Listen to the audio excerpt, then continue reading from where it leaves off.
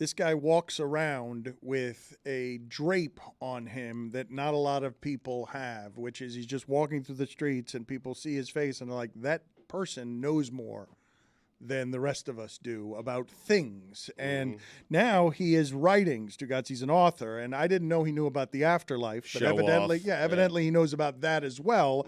He's got the 100 places to see after you die. So he is done knowing everything that there is to know on this planet, this time-space continuum, and is now visiting another one. This book, I suspect, is better than the Bible in terms of bringing you the afterlife and what is possible in the afterlife. Ken Jennings, if you're not familiar, is the guy who won at Jeopardy in a way that was freakish and unbelievable and now co-hosts Jeopardy. So he won 74 times in a row. I don't know how he lost. Choked. He's a bum. Do it 75 times, Jennings. Yeah, I don't know what happened on the 75th. Do you have great remorse, Jennings? And thank you for joining us about what happened on the 75th. Do you go back in time and just have nightmares about like, oh, I had this one and that one. I should still be playing. No one should have beaten me. One thing I've learned is that every Jeopardy player is, for the rest of their life, just haunted by the clue that beat them. Like I saw in John McCain's obituary, he was still mad about what is Ecuador when he was on Jeopardy in the 70s, so yes, I still feel the pain, but you know what, like by the odds, I think I should have lost long before that. It was a weird DiMaggio-like streak that never should have happened. What is the one that haunts you? The question. H&R Block. I'm in a strip mall. I see the H&R Block sign and I think, if only I'd said, what is H&R Block? I'd still be on Jeopardy today. It would be like game 1000. Forgive me. What was the question that you missed? Did you have it somewhere in the recesses? What was the answer you missed, I guess? People tell me it's easy, so you guys will enjoy this, especially because I just gave you the correct response. It's like most of this firm's 14,000 white-collar workers are seasonal employees and only work a couple months of the year. What is H&R Block? Oh, you're right. Yes. What was I thinking? Excellent work by Stugotz. Smarter than Ken Jennings. Not surprising at all. We'll get to your book in a second, but when did you realize, at what age did you realize that you were talented at this thing? I was always a game show nerd as a kid. I remember just being heartbroken on my first day of kindergarten that I was going to miss Hollywood Squares and Password. So I was like a deeply weird kid. But Jeopardy was very empowering. You see smart people on TV who know everything. And that was always just who I was. The kid reading out of the Guinness Book of World Records, amazing facts about the biggest pumpkin pie ever baked. It's a certain kind of kid. And I feel like I must have just come out of the womb that way. Do you have a bit of a photographic memory? I don't know if that's a thing. Like, I remember things the way everybody does, which is if you're interested in them, they just stick, right? You don't have to work to memorize the lyrics of the song you like or the names of the roster on your favorite team. Like, the stuff you like just sticks in your head. And I think the thing about Jeopardy people is we're just interested in everything. So if you can trick yourself into being interested in everything, then everything sticks. It's like you have a photographic memory. Do you ever tone it down, like when you're around other people, or are you just always kind of like annoying and telling them you know everything? No, one thing about America being deeply suspicious of know-it-alls is you breathe that in as a kid. Like at some point you realize, oh, it is not a hit with girls that I know Captain Kirk's middle name. And so I developed this sense of shame about it, which I think is good because it turned into a self-awareness of do not always be the biggest know-it-all in the room. That's a dick move. And I think that served me pretty well. What is Tiberius? Look at that. Yeah. Do you have a story in a cocktail party setting where you are, or many stories where you're purposely being dumber so that you're not the dick? Yeah, often you're soft pedaling it. Somebody will say something that's wrong, and you're like, I think I once heard a podcast about that, and maybe it's the other way. Because I don't want to let it go unchallenged. There's too much of that in America. But there's certainly the desire to not take pleasure in it. I think that's the character flaw. Mm-hmm. You taking notes, Dan? Or I was just asking Mike. I was asking Mike if he's taking notes. It's there's something. Copious notes. There's real wisdom to be had in what it is the man is sharing, including what he's got to say about the 100 places to see after you die. The first time you went on Jeopardy, though, were you 100% confident? Like, you imagined what in your wildest dreams? You know, I knew everybody on that show was the same weird kind of kid as me. And so my only goal was to not be the person who's in the red going into Final Jeopardy. You know how if you're negative, you just kind of disappear from the third act of the show? I always felt so bad for those people. And once I did not do that, I was like, oh, okay, like, this isn't a catastrophe. I can loosen up. And every game that I won, it was just gravy. Like, I couldn't believe it. Like, I was fine with one. Ken, I don't know if you've seen the news lately, but I'm a little concerned at the general lack of care that we have, that aliens are very much clearly invading our planet. The sightings are going up exponentially. There was this whole neighborhood in Las Vegas that very rationally described aliens walking through their neighborhood with big bulging eyes. Do you believe in alien life? You're a very smart person. And are you concerned at people's lack of concern?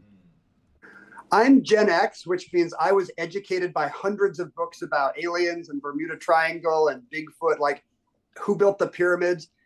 This was going to be a big part of my life, I thought. It's one of the big reasons I wrote this book about the afterlife, because I've always loved mysteries. But the thing about aliens is we've all got cameras on our phones now. Like, wouldn't we have better cell phone videos at They this point of redacted the it. aliens stomping They around redacted it, claiming private property. That's why we don't see what's in the backyard, Ken. Come on. Also, who built the pyramids will shock you. They had It's Wi-Fi. very convenient that there's no video. I'm just saying it's very convenient. There's no video. You're correct. Did you at any point have a secret jealousy or a private feud with that grinning freak James Holzhauer? James is a very unique person. But the thing about you get to know him and you find, oh, this is disappointing because he's actually kind of lovely and normal. It's just that on TV, he watched enough pro wrestling that he thought Jeopardy needed a heel. And he does not break kayfabe. Like, he is dedicated to that idea that Jeopardy needs a bad guy. But to his credit, he was right. You know, without him, the GOAT tournament never happens. Jeopardy Masters, The Chase on ABC. We have all this TV now built around the idea that Jeopardy just needed an a-hole for almost 40 years, and we didn't know. What would you say in honor of Pat Sajak saying this will be his final 41st season with Wheel of Fortune? What are the top 5 game shows of all time, according to Ken Jennings, game show aficionado? Yeah, Pat Sajak is an absolute legend. You know, he's the only other person until I did it who had hosted an episode of Jeopardy. He and Alex switched place once for an April Fool's gag. The guy was just reliable. You know, Jeopardy and Wheel are comfort food, and he never let the price of a vowel go up. Over 40 years, no inflation, $250 still. You got to admire that. Do you have a top 5, though, for us of what you would say are the best game shows of all time? Do Wheel of Fortune and Jeopardy both belong in there? Sony is my employer, so yes, absolutely. Jeopardy and Wheel. After that, got to be Family Feud. That was my favorite as a kid. Yeah. Password. I think that's a show that needs to come back. And I really liked Stump the Schwab? yes. Yeah. That's it. Stump the Thank Schwab. you. I thought so. 100 Places to See After You Die is available now. Tell us why you wrote it, what you're writing about. You did pretty meticulous research such that it is on the afterlife, correct? I did not die, but yes, I spent years in libraries reading ancient Buddhist sutras and weird mystics' visits to the afterlife. I've always been fascinated by, well, everything. I'm interested in everything. And so when I go down a rabbit hole like this, I get really, really excited about whatever it is. And in this case, it was the biggest mystery of all, you know? What happens when you die? We've thought about this for thousands of years. Is it the Egyptian Hall of Judgment? Is it Dante's Inferno? Is it The Good Place? Is it the sitcom heaven where Larry David goes when he dies on Curb? You know, so there's hundreds of these theme park rides and fantasy role-playing games and comic books. They all have their own vision of the afterlife. and I wanted to take readers through them all because there's a lot of imagination there. It tells us a lot about ourselves, what we think might await us. Do you rank them? Do you have do you go to number one, or it's just 100 of the best ones? I would say it's 100 of the best, but I do have personal favorites. I think, like, if I had to choose an afterlife, I feel like it's hard to beat the vibe in the Field of Dreams in Iowa. You know, like just spending all day in the bleachers watching old-timey baseball in the corn. That sounds pretty good, actually. Wow, that's I'm surprised. I wouldn't be surprised if Stugotz said that. I'm surprised that you've done meticulous research on all of history's theories on the afterlife, and you've arrived at. I was not heaven, Dan. I did. A cornfield with Kevin Costner is not where I thought our story would end up. There are 99 others, but do they have old-timey ball players in scratchy uniforms? No, it turns out that's what I want. All right. So since you're such a sports fan, we're going to try and stump you here with Stugotz. He's going to try and stump Jeopardy's maestro here with some sports questions. Let's go ahead and ask the first one, Stugotz. All right, Ken. This person left Oklahoma City for Golden State and won no titles with the Warriors. Who is Kevin Durant? Yes. Well, I mean, that's not. I believe he It's won. very easy to stump me with sports trivia, but those are the former Sonics, so that's my team. All right. Okay, but they won Dan, two don't titles. interrupt, yeah. Okay, Right. very They good. won. All They right. won none. All right. This person won 8 straight titles in the 90s with the Chicago Bulls. 8 straight.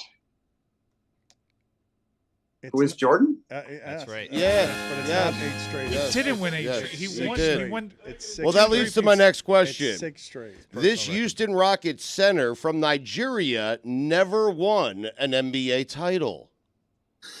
Who is Akeem the Dream Olajuwon? You are on your Okay, but game they're all today, wrong. Ken Jennings. They're all the Do questions not are wrong, co-sign the these hot answers are takes. wrong. Do you have anything else? This former Clipper and current Phoenix Suns point guard is not a top 10 point guard of all time. I don't. I think I'm stumped. Wait, who is this?